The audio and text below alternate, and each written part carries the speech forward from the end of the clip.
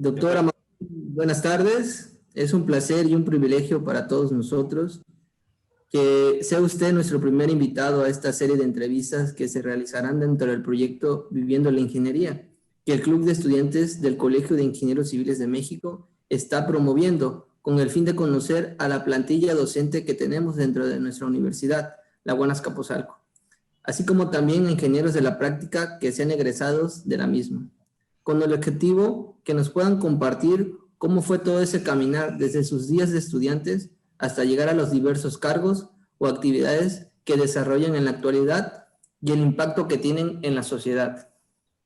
Sin duda vemos en usted una fuente de inspiración, por ello la importancia de conocerlo un poco más.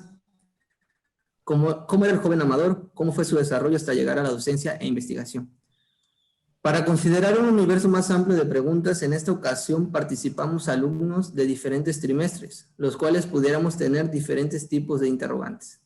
Por ello, le cedo la palabra a nuestra compañera Diana, que será la encargada de realizarle la primera pregunta. Buenas tardes, doctor. Me presento. Mi nombre es Diana Laura Vasconcelos Hernández y, bueno, estoy en quinto trimestre de la licenciatura en Ingeniería Civil. Y, bueno, la pregunta con la que queremos empezar esta entrevista es, ¿por qué decidió usted estudiar Ingeniería Civil?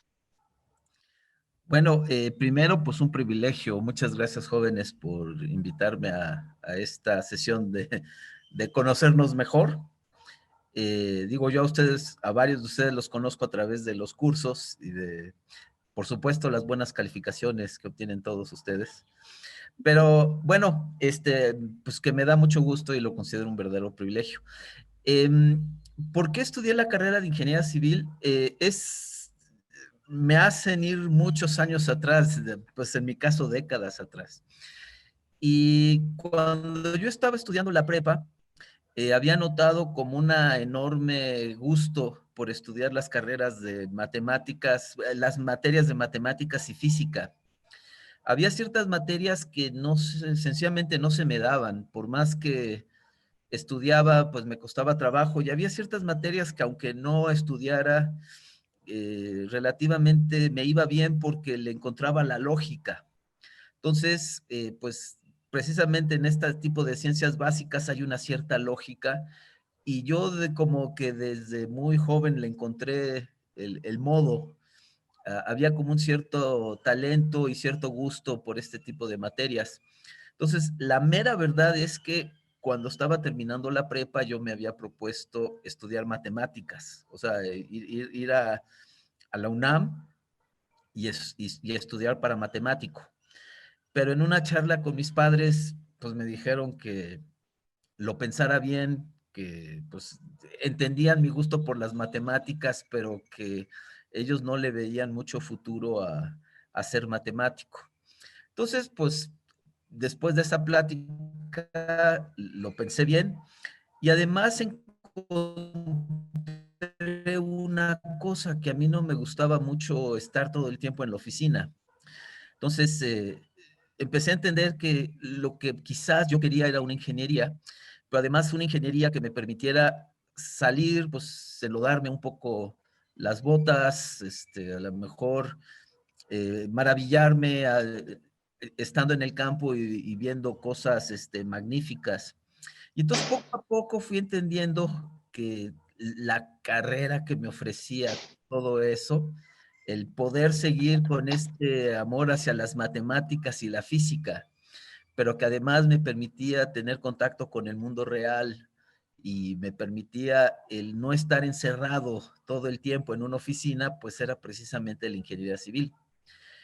Y poco a poco también entendí que era una carrera en donde tenía un enorme impacto social. O sea, que ya no solo se trataba de las matemáticas, ya no solo se trataba de la física, sino de su uso para beneficiar a otras personas. Entonces, digamos que no fue, yo no me di cuenta al principio que sería la ingeniería civil mi carrera, pero conforme empezaba a entenderme mejor, las cosas que me eran más importantes y las cosas que más me gustaban, empecé a entender que era la ingeniería civil la que juntaba todo. Y así fue como de repente encontré que era la ingeniería civil lo que yo quería hacer, y pues de repente también encontré a la Universidad Autónoma Metropolitana, que era una universidad muy joven en aquel entonces, pero bueno, supongo que esa será otra pregunta, ¿no? Pero bueno, así fue como me entendí que yo quería ser ingeniero civil. Gracias, doctor. Le concedo la palabra a mi compañera Maite. Gracias, Diana. Buenas tardes, doctor Amador. Mi nombre es Maite Melari Chaires Cayo. Soy estudiante de Ingeniería Civil de cuarto trimestre. La siguiente pregunta para usted es, en los momentos de mayor estrés y presión académica en su vida de estudiante, ¿qué hacía para controlar esa situación? ¿Qué tal, Maite? Bueno, esa es una pregunta interesante, y creo que es sobre todo una pregunta interesante para alumnos de la UAM, porque el ritmo de trabajo de la Universidad Autónoma Metropolitana es mucho más intenso que el de otras universidades. A ver, se lo digo porque yo he sido maestro no solo de la Universidad Autónoma Metropolitana, sino he podido dar clases en posgrados en muchos países del mundo. Y entonces le puedo decir que especialmente, no sé a quién se le ocurrió eh, este ritmo tan pesado para la Universidad Autónoma Metropolitana. Nosotros normalmente en 11 semanas tenemos que ver lo que algunos otros, algunas otras instituciones ven en semestres completos. Y entonces es un ritmo muy, muy pesado, muy, muy rápido, muy intenso. Creo que pues realmente en la UAM las únicas semanas en que uno se puede relajar son como las primeras 2 o 3. Ya a partir de ahí el ritmo empieza a ser muy pesado, y hacia la 10ª o 11ª semana pues se vuelve verdaderamente una locura. Entonces, yo como creo que la mayoría de alumnos de la UAM de ingeniería, pues reprobé varias materias, ¿no? O sea, la mera verdad es que a veces me rebasaba el tiempo, de repente estaba trabajando y a la vez estaba estudiando, y había veces que pues sencillamente no me daba tiempo, y me rebasaba el ritmo de la UAM. Entonces, pues es muy estresante, y yo en algún momento ahí como de mediados del segundo año tomé una decisión, o sea, tomé como un compromiso conmigo mismo. El compromiso que yo tomé fue que yo tenía que terminar la carrera, pero así me lo dije yo, no es una carrera de velocidad, sino es una carrera de distancia.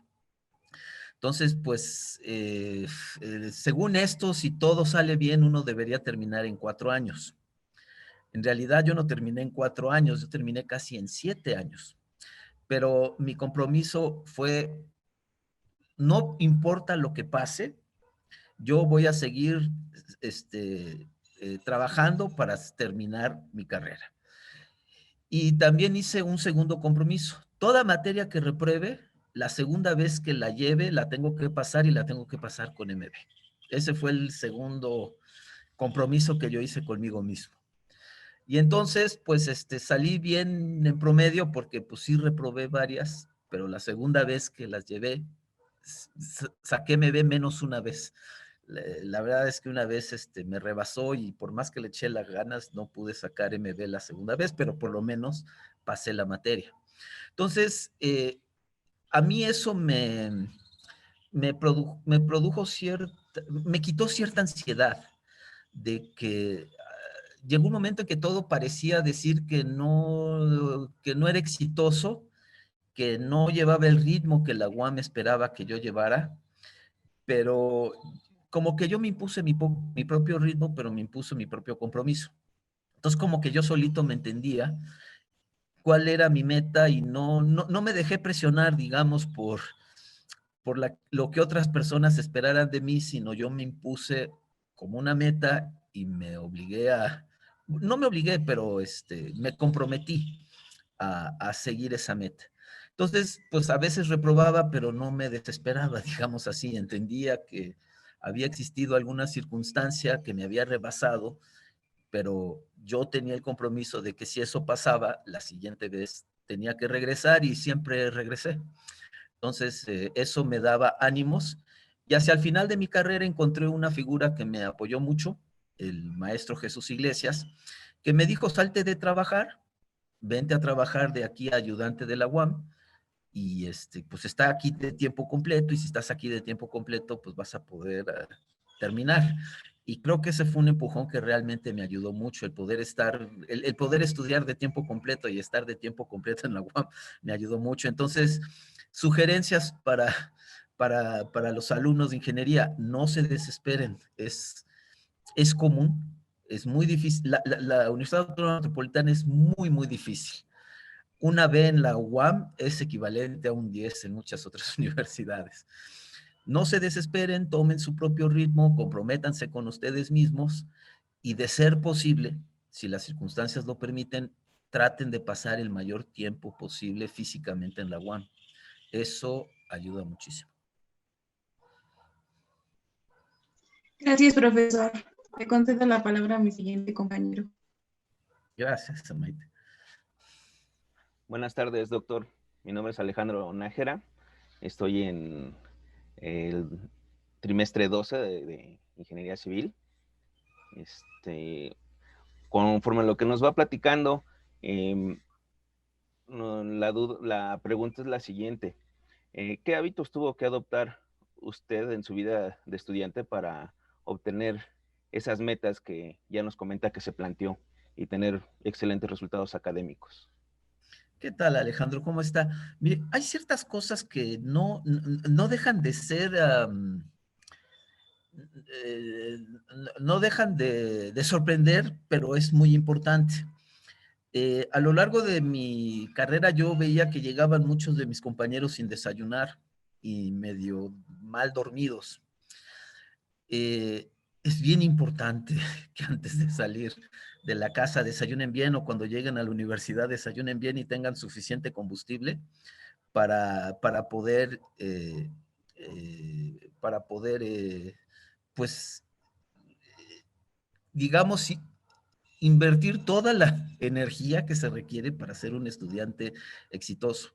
Entonces, yo entiendo que hay muchas circunstancias socioeconómicas, hay muchos estudiantes de la UAM que no tienen, digamos, todo lo que uno necesita para ser un universitario. Lo digo desde un punto de vista económico, ¿no? Como los recursos para hacerlo. Pero siempre es importante. Lo primero es tener buenos hábitos como constantes, levantarse a la misma hora, hacer una rutina en la mañana, y que esa rutina incluya desayunar, alimentarse bien y llegar con toda la energía cada día a la UAM. Otra de las cosas que yo hacía mucho, les decía que a mí hubo momentos en que yo tuve que renunciar a pasar ciertas materias. Pero hay veces que los alumnos dicen, ya no voy a pasar esta materia, y entonces ya no ven las tareas y ya no ven los exámenes, no se presentan al global. Una cosa que yo aprendí que fue muy, muy útil para mí es, no importa qué tan bien o qué tan mal preparado me sentía, siempre presentarme a los exámenes parciales y siempre presentarme al global. Porque aunque, digamos, no estuviera preparado como para presentar el global exitosamente, lo veía, lo conocía, entendía cuáles eran las expectativas de los profesores hacia la materia, y a veces hasta yo me sorprendía, yo sentía a veces que no estaba preparado para el global, llegaba, presentaba el global y me iba bien.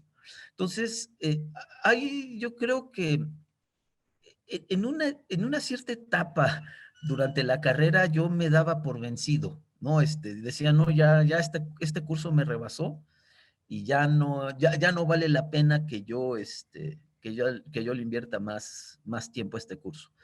Pero poco a poquito me di cuenta que eso no era buena idea, que aunque uno se sintiese rebasado por un curso, siempre es bueno seguir hasta el final, independientemente de si uno pasa o no pasa, pero por lo menos uno va entendiendo cuáles son las expectativas que los profesores tienen de uno en cuanto a ese curso.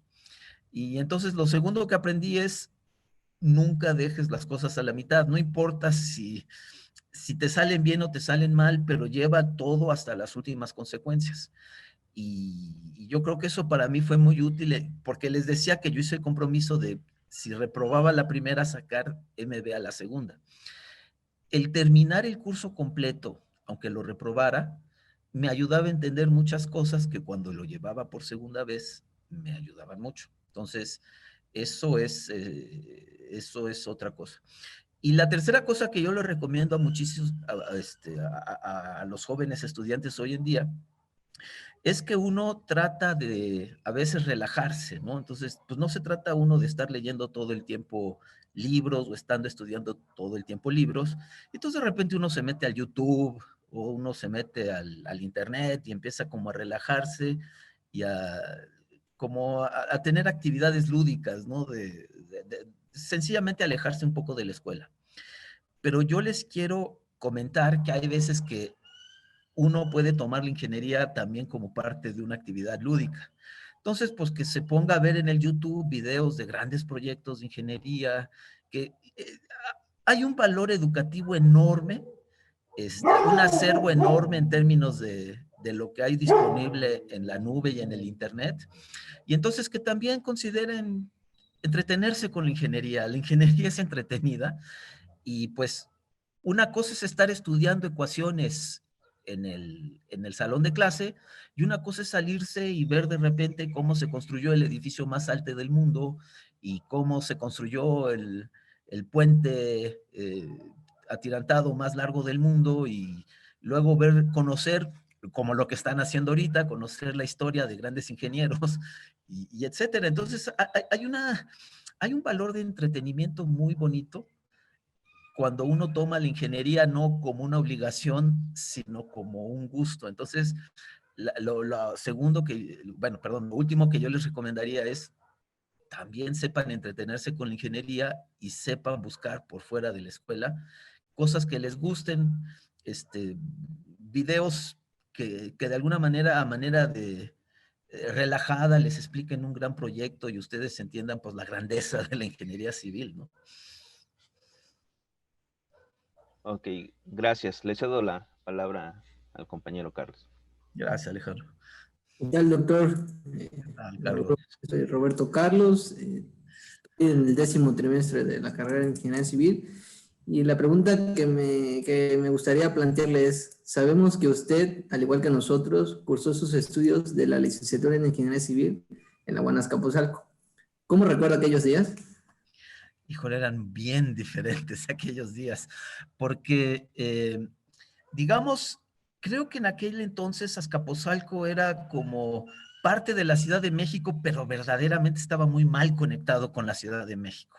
Entonces ir a Azcapotzalco era más como una especie de aventura, uno tenía que pasar ahí como por lugares medio exóticos antes de llegar a la UAM Azcapotzalco.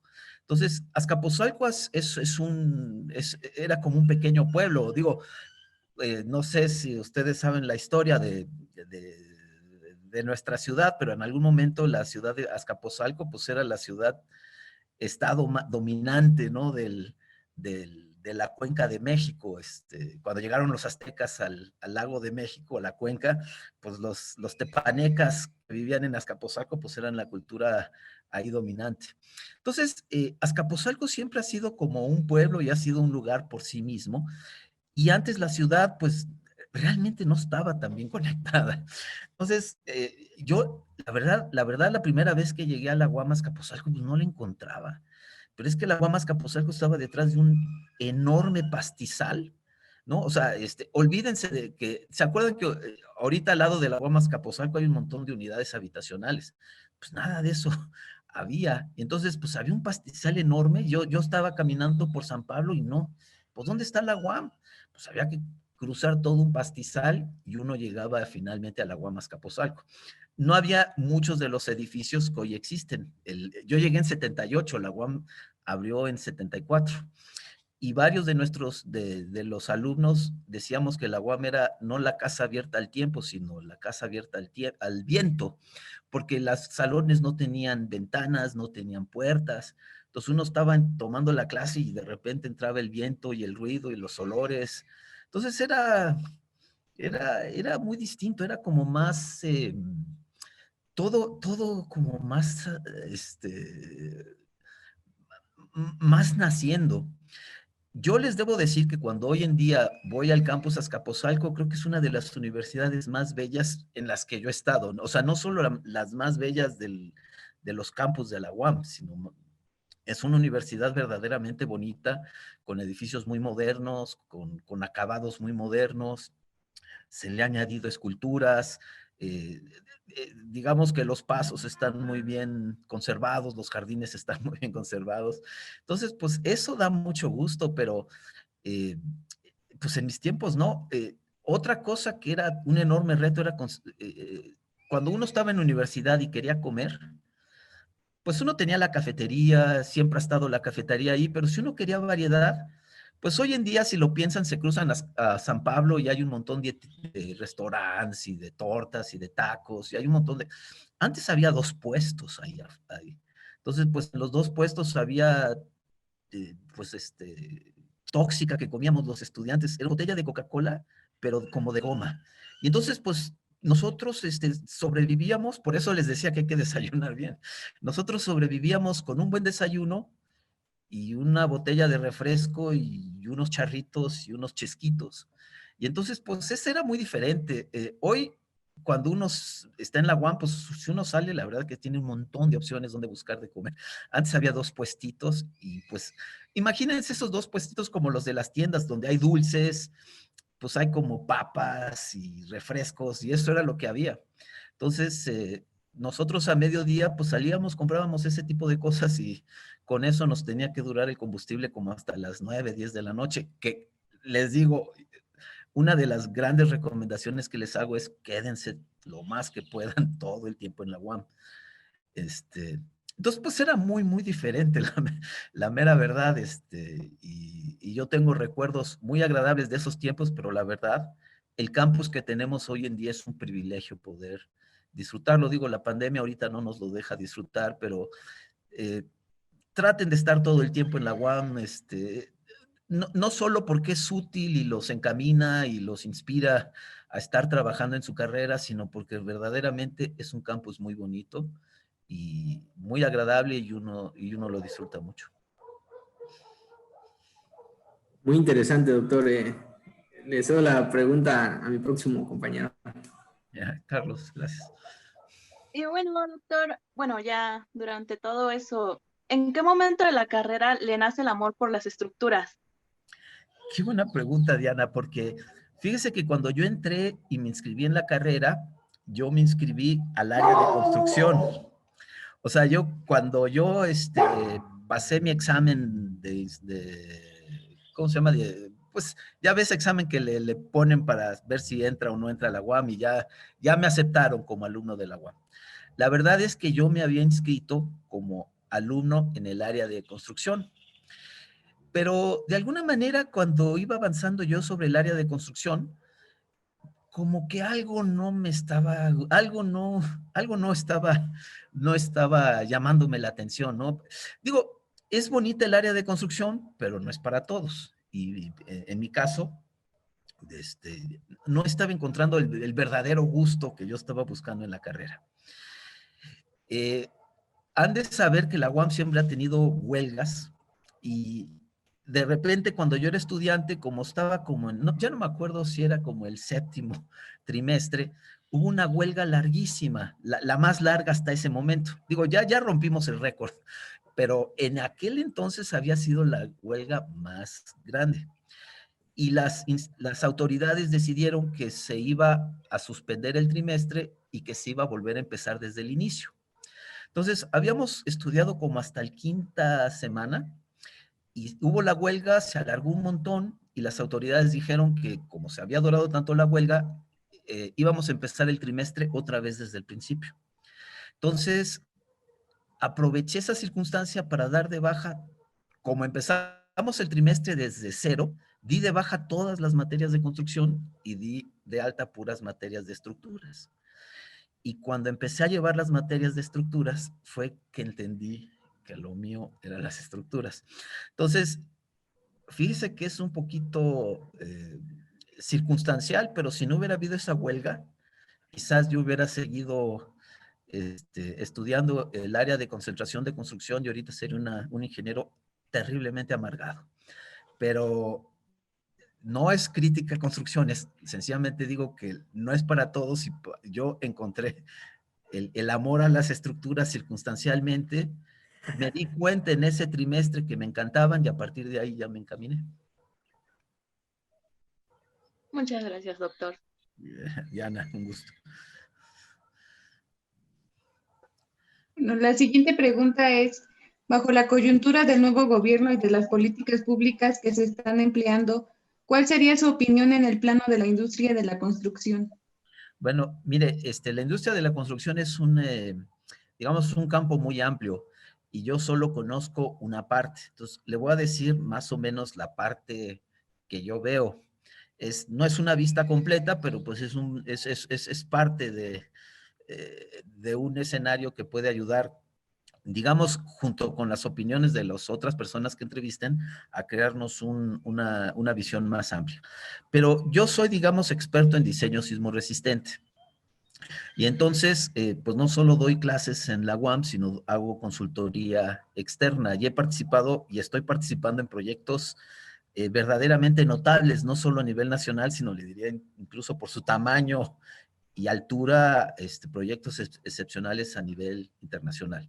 Entonces, lo que le puedo decir es que estamos haciendo cada vez proyectos más refinados, haciendo una ingeniería más notable y emprendiendo proyectos que son pues únicos en el mundo, por el tamaño y alcance de esos proyectos. Entonces, por un lado, está un México muy pujante, que está, digamos, a nivel internacional, pues empatado con las culturas ingenieriles más avanzadas del mundo, como pueden ser estoy hablando del diseño sismorresistente, como puede ser la japonesa, la americana, la neozelandesa, la chilena, que son culturas muy avanzadas, pero los mexicanos, pues estamos haciendo proyectos verdaderamente notables. Entonces, por un lado, pues hay un México muy pujante que está empujando hacia adelante y que realmente está, pues mostrándole al mundo que tenemos que ese concepto de que los ingenieros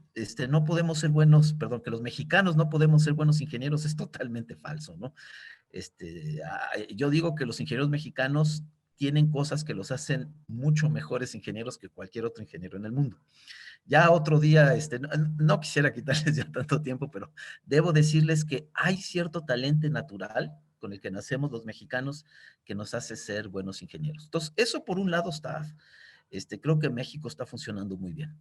Ahora, por el otro lado, creo que hay un gran problema y que las autoridades, a veces, tanto federales como estatales del país, digo, no todas, pero sí hay como un mensaje de que la ingeniería no importa, ¿no? Que la gente puede construir sus propias escuelas, la gente pueda construir sus propios caminos, que es nada más cuestión de voluntad y de darle recursos a la gente para que construya sus cosas. Yo debo decirle, por ejemplo, que en el ámbito de la sismoresistencia se requiere no solo de muy buena educación y sentido común, sino de muchos años para que un ingeniero vaya adquiriendo las capacidades que lo hacen hacer un buen ingeniero, que le permiten diseñar estructuras seguras y confiables. Cuando alguien hace un proceso de autoconstrucción, pues corre un riesgo, porque no es trivial diseñar estructuras para que resistan sismos.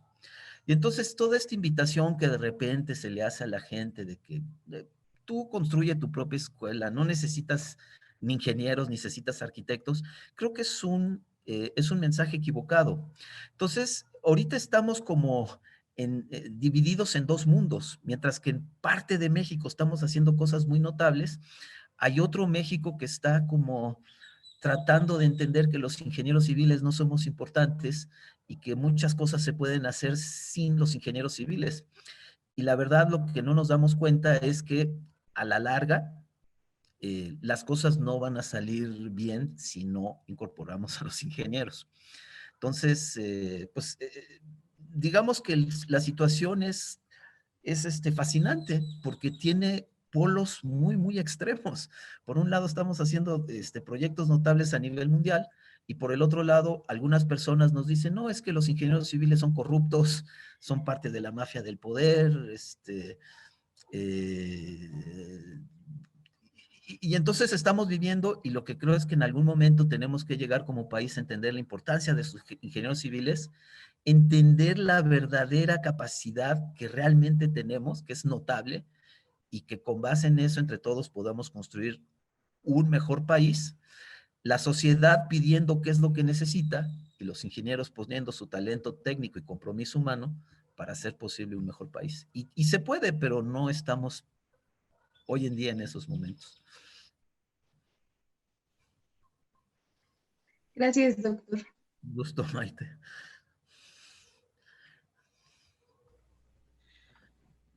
Bueno, buenas tardes nuevamente, doctor. En su opinión, ¿qué nos puede comentar sobre que de los 2.446 municipios que hay en el país, solo 165 cuenten con un reglamento de obras civiles? No, pues podré entender que es un gran problema. Digamos que hay países en el mundo en que el gobierno federal, o sea, el gobierno central, elabora un reglamento y lo impone para que todo el país use ese reglamento. Pero México no es uno de esos países. En México la ley se interpreta como que cada municipio tiene derecho a promulgar su propio reglamento, y entonces como en México hay pues los municipios que usted me dijo, 2,000 y pico, pues podríamos tener hasta 2,000 y pico reglamentos diferentes. Entonces, en México ha sido un enorme reto. Por muchos años hemos estado intentando crear un reglamento nacional que aplique a todos los municipios. Por años y años hemos participado en esta iniciativa y no la hemos logrado aterrizar. Pero debo decirle que finalmente a algunos ingenieros se nos ocurrió cómo hacerle. Y ahorita estamos trabajando, o vamos a empezar a trabajar en lo que sería un reglamento nacional. Debo decirles que en esa iniciativa hay profes de la UAM. No sé si ustedes ubican al doctor Edgar Tapia, pero si tienen la posibilidad, entrevístenlo. Él es el presidente de la Sociedad Mexicana de Ingeniería Sísmica. Yo estoy metido ahí. Es una historia muy interesante porque alguna vez el doctor Edgar y yo trabajamos mucho, y alguna vez me llamó a un café, a un Starbucks, donde, perdón por el comercial, pero yo a veces en lugar de trabajar en la casa me voy ahí a trabajar, me divierte y me ayuda. Entonces un día me citó en el Starbucks de siempre, y estábamos platicando y me decía cosas y me decía cosas, y yo le decía, oye Edgar, ¿qué pasa? Ya dime, ¿qué quieres? ¿Para qué me citaste? Algo raro tienes. Y me dijo, no, es que voy a ser presidente del SMIS y quiero que usted me acompañe en la mesa directiva. Total que le dije que no, pero total que me convenció. Bueno, finalmente estamos ahí, y dentro de las cosas que queremos intentar, y la UAM es una parte central, o sea, no es la única, ¿no? Hay otras instituciones, pero la UAM está metida ahí de lleno. Se nos ocurrió crear un formato y en esto contribuyó mucho con ideas el doctor Mario Ordaz de la UNAM, y entendimos que lo que teníamos que hacer era un documento que llamamos de consenso. ¿Qué es un documento de consenso? Pues llamamos a los grupos de investigación en el área de estructuras, en el ámbito del diseño sismo resistente, a que den ideas y que entre todos nos pongamos de acuerdo en un formato normativo. Y entonces estamos trabajando en un formato normativo general que le indique a todos los municipios del país un mapa de peligro sísmico, pero que dejemos, digamos, ciertos parámetros estatales abiertos. O sea, no le decimos al Estado cuánto vale la resistencia de la mampostería. Que el Estado haga pruebas en la mampostería que se fabrique en su Estado, y con base en eso calcule ciertas propiedades y esas las use. Entonces, hacemos un documento de consenso que especifique un mapa de peligro sísmico nacional, que dé reglas generales de diseño, y dejamos ciertos parámetros abiertos para que cada Estado establezca esas propiedades. Y si el Estado no quiere calcularlas, o no puede, el Estado o el municipio, entonces nosotros damos un valor mínimo de referencia. Entonces, se nos ocurrió que a través de ese documento de consenso, que no tendría valor legal, pero que estaría sancionado por toda la comunidad de ingeniería estructural mexicana, motivaríamos a que los diferentes municipios lo utilizaran y le empezaran a dar valor legal. Entonces, empezamos a entender estos detalles y estamos empujando esa idea, pero bueno, ¿qué opino al respecto? Pues que es terrible, pero creo que finalmente entendimos cómo hacerle, y justo estamos trabajando en la Sociedad Mexicana de Ingeniería Sísmica en este reglamento nacional que no va a ser legal, pero que va a estar respaldado por el conocimiento de todos los expertos mexicanos, y que con base en eso nosotros esperamos que los municipios lo vayan adoptando y lo vayan usando cada vez más hasta darle valor legal. Le agradezco. Un gusto, Alejandro. Buenas tardes, doctor. Yo soy Martín Alejandro también. Otro Alejandro. Bueno, Martín Alejandro. Ahorita, por las fechas como en las que estamos, igual a muchos chicos les hace muy interesante el estudiar ingeniería civil, y muchos muchos están ingresando, muchos van a ingresar, por lo que una cosa que nos gustaría saber y que nos compartiera es cuál debería ser el perfil de una persona interesada en estudiar ingeniería civil. Híjole, fíjese que los ingenieros civiles, eso es una carrera difícil, porque es una carrera que tiene que tener conocimientos de muchas disciplinas. Hay ciertas disciplinas que con conocimientos, digamos, de un solo tipo, uno la puede ejercer, pero no la ingeniería civil. La ingeniería civil, pues imagínese todos los tipos de ingenieros civiles que hay. Uno tiene que ser desde administrador, tiene que conocer bien las leyes, pero luego ya vaya hacia el otro extremo. Tiene que ser un técnico que comprenda la dinámica, que entienda de análisis estructural, que entienda de mecánica de sólidos. O sea, piensa en esas materias y verá que esas materias no son nada fáciles. O sea, tenemos que manejar un montón de conocimiento técnico, integrarlo y entender cómo usarlo en la práctica. Entonces, la carrera no es fácil, y además, pues imagínese darle seguridad, por ejemplo, contra sismos a todo lo que construimos. Pues imagínese que el sismo no tiene palabra y que la naturaleza nos manda unas pruebas terribles con sismos muy intensos, y sin embargo nuestro entorno construido debe sobrevivir. Entonces, en realidad es una carrera difícil, pero yo lo que le diría, hay que estar seguro de que uno le fascina la ingeniería civil. Si si le fascina la ingeniería civil y le cautiva, va a poder sobrevivir todo lo que la carrera implica y todos los retos que hay en la práctica. Yo le voy a citar porque he tenido esta discusión. Hay muchos ingenieros en mi disciplina, que es en el diseño, y particularmente el diseño sismo resistente, que me dicen, es que ya mi profesión se volvió aburrida, porque siempre hago los mismos cálculos y los mismos ejercicios, y como que ya se volvió muy, muy rutinaria mi carrera.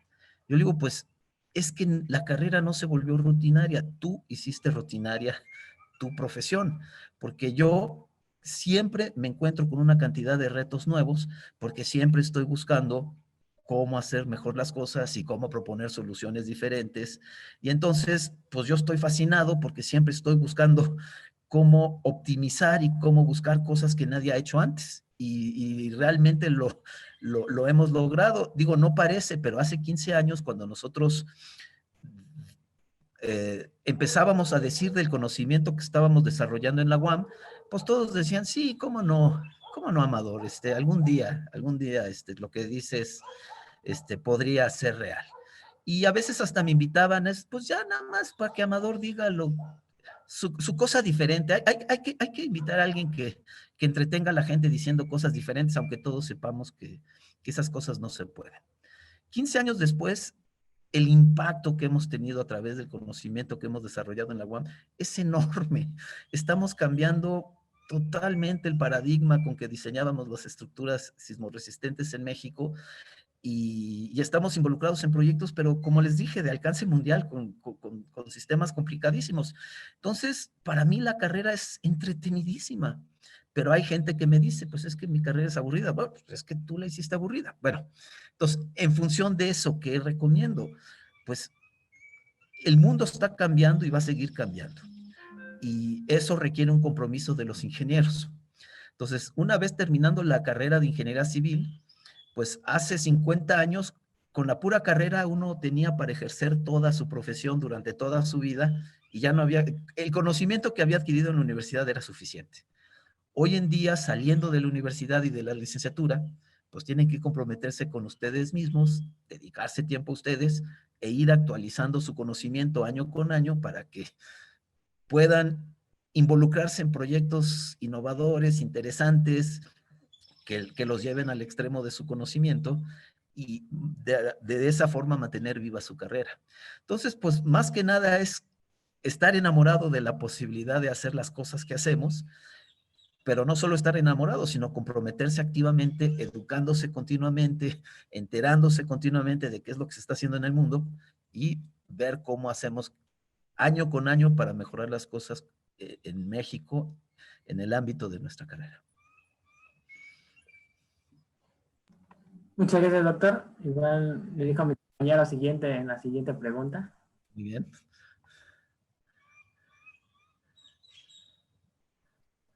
Bueno, doctor, bueno, respecto a lo que ya acaba de comentar, otra de las cosas que a nosotros nos gustaría saber es cuál es el campo laboral para un ingeniero civil. Bueno, lo mismo digo, yo creo, va a ser muy útil que ustedes vayan entrevistando a, a varios académicos de la UAM para hacer cada vez como una imagen más completa, ¿no? Yo estoy en un área de la ingeniería civil y entonces pues les puedo más o menos platicar de qué vivimos en nuestra área.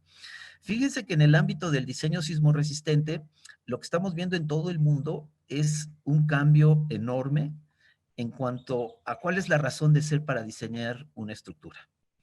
¿Qué les voy a decir? Todavía lo hacemos, pero desde siempre nuestra intención ha sido que cuando haya un sismo muy intenso, las estructuras no colapsen y que la gente que está adentro de las estructuras no salga lastimada o no pierda la vida.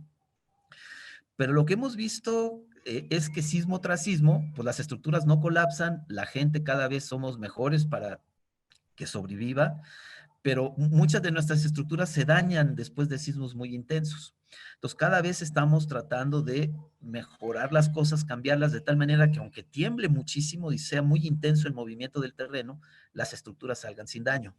Entonces, una de las áreas de oportunidad que están surgiendo hoy en día para los ingenieros jóvenes es cambiar precisamente ese paradigma de diseño y que cuando uno diseña una estructura sismo resistente, se plantee que no se dañe excesivamente durante el sismo de diseño. Entonces, cuando termine el sismo yo la puedo ocupar y de ser posible hasta usarla, digamos, operarla como operaba la estructura antes del sismo. Entonces, esto está abriendo en México un mercado como de ingenieros jóvenes que están siendo buscados por los despachos para tratar de lograr ese diseño. Digamos que los ingenieros que egresaron hace tiempo y que son muy competentes, sencillamente no conocen las técnicas porque cuando ellos egresaron, el objetivo del diseño sismo resistente era otro. Entonces, ahora en México está surgiendo como una especie de industria de tecnología y de desarrollo. Pues imagínense si eso lo podíamos haber pensado hace 10 o 15 años. Hay ingenieros jóvenes que están desarrollando dispositivos tecnológicos que se ponen en la estructura para que no se dañe durante un sismo. ¿Ven las diagonales rojas que se le añadieron al edificio G? Esos son dispositivos especiales que hacen que, digamos, garanticen que el edificio G salga sin daño, aunque suceda el sismo muy intenso de diseño. Entonces, algunos jóvenes mexicanos están empezando a desarrollar, digamos, sus propios dispositivos y los están empezando a fabricar en México. Esa es como alta tecnología, pues, pero algunos ingenieros jóvenes mexicanos, egresados de posgrados nacionales, están haciendo eso. Otros ingenieros están abriendo como despachos con servicios de alta tecnología, ¿no? De servicios que no proveen los despachos grandes, porque los despachos grandes tienen como el mercado tradicional. Pero hay entonces un montón de pequeños despachos de jóvenes ingenieros que están haciendo su propio software, ofertando una ingeniería diferente. Y entonces eso está abriendo dentro del ámbito del diseño sismo resistente oportunidades interesantísimas para los jóvenes ingenieros egresados, pero ¿saben qué? Se requiere un posgrado, ¿no? O sea, ese tipo de innovar y de abrir espacio, pues a veces la licenciatura no alcanza. pero sepan, si están enamorados de la estructura, que hay un muy buen posgrado en estructuras en la UAM Azcapotzalco, ¿no? Liderado por un montón de doctores muy reconocidos en el país. Y pues, yo creo que para poder realmente aprovechar todas estas ofertas nuevas y emocionantes y hasta bien pagadas, pues se requiere de desarrollar el conocimiento hasta ese nivel para poder como enfrentar el reto exitosamente. Gracias, doctor. Sí, Diana. Para finalizar, la siguiente pregunta es, para usted y con lo que respecta a la pandemia, ¿cómo ha vivido el reto de adaptarse a esta nueva normalidad? Pues no sé si ven que estoy aquí en Chiapas. Miren, les voy a dar una vuelta ahí, los cerros. No solo me he quedado en Ciudad de México, sino que tenemos aquí una casa en Chiapas y pues en San Cristóbal y pues de repente me vengo aquí a estar en un ambiente pues un poquito más abierto que me estimula mucho más.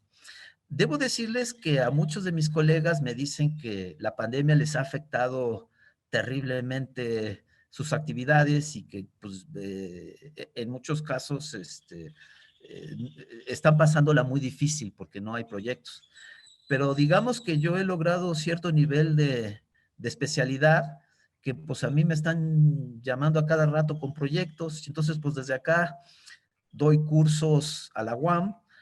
Me han pedido este año, por ejemplo, 2 cursos de posgrado en Ecuador y estoy dando un curso de posgrado a una universidad de Guadalajara, di un curso de posgrado a Alemania, todo a la distancia y estoy interviniendo en proyectos muy interesantes. Entonces, pues curiosamente a mí la pandemia no ha sido como un descanso. De hecho, este diciembre espero poder descansar 2 semanas en compañía de mi señora y pues para mí la pandemia en realidad ha sido un excelente año. Digo, entiendo el dolor que esta pandemia ha traído al planeta y al país, pero en lo que respecta a mi actividad profesional, he estado trabajando quizás más intensamente que otros años, dando clases por todos lados, incluyendo las de la UAM, claramente, interviniendo en proyectos, dando asesorías. Soy el coordinador del Comité de Normas Técnicas para Diseño por Sismo de la Ciudad de México. O sea, yo coordino el comité que escribe las normas técnicas complementarias para diseño por sismo de Ciudad de México. Entonces, todas esas actividades, la Sociedad Mexicana de Ingeniería Sísmica, pues me tienen bien entretenido, Maite. Entonces, en realidad, estoy más ocupado que cuando no había pandemia. Profesionalmente ha sido un año muy exitoso. Le digo, por ejemplo, que mi señora se enfermó de COVID. Casi perdemos a mi suegra, pero ya salimos de esa. Entonces, sí entendemos lo difícil sí entiendo lo difícil que ha sido este año, pero desde un punto de vista profesional, le puedo decir que ha sido muy exitoso y le puedo decir que parte de eso es por un compromiso que yo he asumido conmigo mismo, de no quedarme con el conocimiento a donde lo tomo, sino lo tomo y lo trato de empujar al extremo y trato de dar mi talento, pero no solo mi talento, el talento de mis estudiantes, el talento de mis colegas. Y me ha tocado una cosa bien interesante, como doy tantas consultorías, he trabajado con los despachos más prestigiosos de México. Entonces, yo voy y enseño cosas, pero también como son ingenieros tan notables, me enseñan cosas. Y lo que yo aprendo en un proyecto lo llevo al siguiente. Y entonces a través de mí como que el conocimiento ha estado circulando y pues me siento muy privilegiado y bueno, en resumen, Maite, que es una época de muchos retos, pero si uno se compromete con uno mismo, se crea un entorno que a pesar de la pandemia, las cosas van siguiendo caminando y van siguiendo saliendo bien. Qué bueno, profesor. Gracias. Un gusto, Maite. Bueno, doctor, para cerrar igual con broche de oro, tomando en cuenta su idea quisiéramos preguntarle, ¿qué se requiere hoy en día para ser un ingeniero civil exitoso? Pues digo, ya digamos para recapitular, primero tener muchísimo cariño por la profesión. Es una profesión que tiene muchos retos, donde hay que trabajarle mucho y dedicarle muchas horas. es una profesión que tiene un contenido humano enorme, porque nuestras decisiones técnicas tienen un impacto social enorme. Entonces, uno tiene que ir tomando decisiones técnicas que sean congruentes con un mejor país. ¿Qué tanto puede avanzar México o no? Pues depende muchísimo, entre otras cosas, depende muchísimo de los ingenieros civiles y de que nosotros seamos capaces de diseñar un entorno construido cada vez más eficiente y más seguro. Entonces, ante esos retos se requiere de mucho cariño para la carrera. Entonces, si no sienten cariño para la carrera, yo la verdad les invitaría a que encuentren la carrera por la que sienten cariño y se entreguen de lleno a ella. Ustedes imagínense que no les gustara la carrera y que estuvieran 14 horas en una oficina y desde las 9 de la mañana ya estoy aburrido, ya me quiero ir y tienen que esperarse hasta las 10 de la noche para que terminen y se regresen a su casa. Van a pasar más tiempo en la oficina que en su casa. Van a estar conviviendo más con sus compañeros de trabajo que con su misma familia. Entonces, pues tienen que realmente tener el gusto para estar días de a veces 10, 12, 14 horas sin que eso los rebase emocionalmente. Y eso se logra teniendo ese compromiso y ese cariño por la carrera. Y lo segundo es, ustedes pueden hacer aburridísima su carrera y la pueden llegar a odiar o la pueden ser interesantísima, emocionantísima y la pueden llegar a adorar. Pero eso no depende de las circunstancias externas, depende de su compromiso con ustedes mismos. Entonces, estudien, vean eso, lean revistas de ingeniería, enamórense de la carrera, traten de entender cuáles son las obras más notables a nivel internacional, cuáles son las obras más notables a nivel nacional, cómo reducir el costo ambiental de una construcción. Vayan más allá de lo que se espera de ustedes y conforme vayan a ir más allá, lo van a hacer una costumbre, van a empezar a manejar conocimientos que van a ser muy atractivos para las personas que los rodean y eso va a hacer que los llamen y los hagan participar en proyectos pues verdaderamente notables que van a retroalimentar ese gusto por la carrera y ese compromiso. Entonces, pues hay que cerrar ese círculo de compromiso y éxito y reconocimiento y que se retroalimenta continuamente todos los días. Entonces, la única manera de lograr eso es verdaderamente queriendo la carrera. Y bueno, yo por último, dos preguntas, bueno, más bien un poco más personales. La primera es, ¿qué música le gusta? O sea, con la que se pueda trabajar o que se pueda relajar. Y algún libro, que sea de su gusto, ya sea del tipo que sea, pero que sea recreativo. Bueno, la música, a ver, cuando ven el pelo que tengo, cuando era joven y tenía pelo, ahora ya no tengo, pero cuando era pelo, pues usaba el pelo larguísimo. Y cuando iba en la UAM, pues tenía el pelo muy, muy largo, era así como de esos hippies retrasados. Normalmente los hippies eran de los 60s, pero yo en los 70s todavía era como un hippie trasnochado, ¿no? Entonces, pues yo oía mucha música rock, todo tipo de rock, así como cuando era joven en mis años, digamos, de estudiante de la UAM, era casi puro rock. Pero creo que yo en algún momento entendí que había caído en una trampa, que ya oía rock, pero ya nada más como una cuestión de postura, ya ni siquiera una cuestión de que, o sea, sí me gusta, pero yo mismo me estaba negando la oportunidad de escuchar otras cosas. Entonces, pues, conforme he ido avanzando en la vida, me empieza a gustar de todo, ¿no? Desde la música más guapachosa hasta, pues, de todo. Y además debo decirles como que parte de mis actividades de algún día, bueno, habrá que sentarnos a platicarlos. Hicimos una banda de ingenieros civiles. El requisito era tener por lo menos maestría.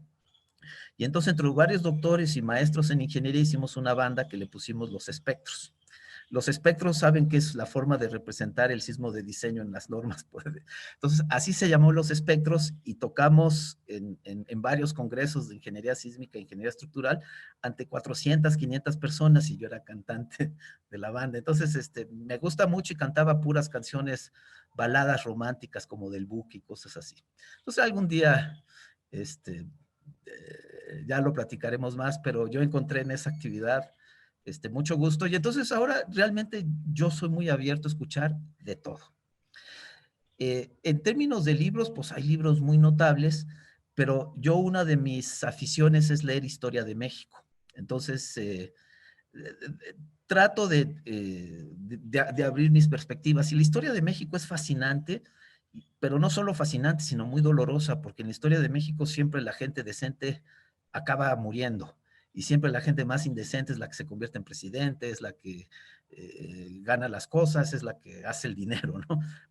Es una generación muy burda, pero el punto es que piénsenlo, murió Hidalgo, murió Morelos, murió Mina, o sea, en la guerra de la independencia mexicana, pues murieron, los grandes héroes no salieron con vida de la independencia. En la revolución, piénsenlo, murió Madero, murió Villa, murió Zapata, murió Carranza, murió Álvaro Obregón, muchas veces asesinándose entre ellos. Entonces, la historia mexicana es muy, muy dolorosa porque grandes figuras de la historia mexicana han acabado muertas a manos de otros mexicanos. Entonces, a mí me encantan los libros de historia mexicano, pero hay muchas, digamos, hay libros que no son de texto, sino son como novelas históricas. Hay una novela histórica que yo les recomiendo, si tienen la oportunidad de leer, que es La muerte de Artemio Cruz, de Carlos Fuentes.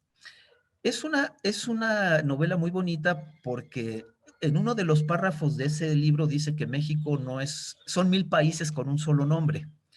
Y lo que eso quiere decir es que si ustedes lo piensan, pues de casualidad somos un país, porque los mexicanos somos muy diferentes y les decía que estamos haciendo la ingeniería más avanzada del mundo y por el otro lado hay proyectos de autoconstrucción en donde la gente que está haciendo esos proyectos corre mucho riesgo y no se reconoce la labor de los ingenieros civiles. Entonces, México es un país de contrastes, un país de extremos, y creo que el libro de Artemio Cruz lo retrata muy bien. Entonces, hay esa frase en ese libro que dice que México es un país. Ahora, ese me parecería como mexicano, hay que leerlo porque uno se puede entender muchas cosas de eso. Y hay otro libro que creo que les pudiera ser muy, muy agradable porque es muy chistoso, que se llama Relámpagos de Agosto, que es de una serie de mexicanos generales a principios del siglo XX que quieren hacer un golpe de Estado, pero todo les sale mal. Pero eso es como una parodia de cómo durante la Revolución Mexicana muchos generales hacían sus propios golpes de Estado. Entonces hay unas escenas fantásticas, ¿no? De que, por ejemplo, les voy a dar un spoiler, ¿no? Este general quiere rebelarse y manda un tren lleno de dinamita y lo quiere arrancar el tren hasta que llegue a una ciudad y se estrelle con la ciudad y vuele casi toda la ciudad, pero el tren se para a la mitad. Y entonces el tren ni avanza ni regresa, pero ellos quieren ir con el tren para seguirlo haciendo avanzar. Y eso es una parodia de una cosa que realmente sucedió. Es la parodia de un acto histórico, pero es parte de este México, ¿no? De que ni para destruir sabemos a veces bien, ¿no? Ni para mandar un tren lleno de dinamitas entendemos lo que hay que hacer para que llegue al objetivo y lo haga volar. Entonces, es una novela muy, muy simpática, que se burla un poquito de nosotros los mexicanos y de esa etapa de los golpes de Estado, de que un general quería hacer golpes de Estado y es muy chistoso porque estos generales que están en los relámpagos de agosto no les sale nada. Pero por falta de planeación, ¿no? A veces los mexicanos no planeamos bien. Es una de las cosas que poco a poco vamos a tener que aprender a hacer mejor, a planear a largo plazo y superar nuestro cortoplacismo. Entonces, yo les sugeriría que en este tema histórico, digamos, del ambiente de la Revolución Mexicana, La muerte de Artemo Cruz y Los relámpagos de agosto pueden ser dos buenas lecturas que creo que van a disfrutar. Doctor, muy agradecidos que nos haya podido acompañar, que dentro de su agenda es bastante amplia, pudo tenernos minutos para compartir toda esa gran información que sin duda nos va a servir, creo que para los que estamos en esta sesión, como para los compañeros que van a ver la entrevista en las redes sociales. Estamos sumamente agradecidos con usted y pues qué bueno que esté en Chiapas disfrutando del frío ahí en San Cristóbal. Ya ve que acá la naturaleza dejó caer muchos regalos acá en Chiapas, Carlos. Entonces, pues usted es testigo de primera mano de esas cosas, ¿no? Entonces, pues un gustazo estar con usted, haber estado con ustedes jóvenes y ojalá pues la entrevista ayude a traer contribuya a que los estudiantes y prospectivos estudiantes de ingeniería aprendan a querer a esta carrera y se comprometan con ella.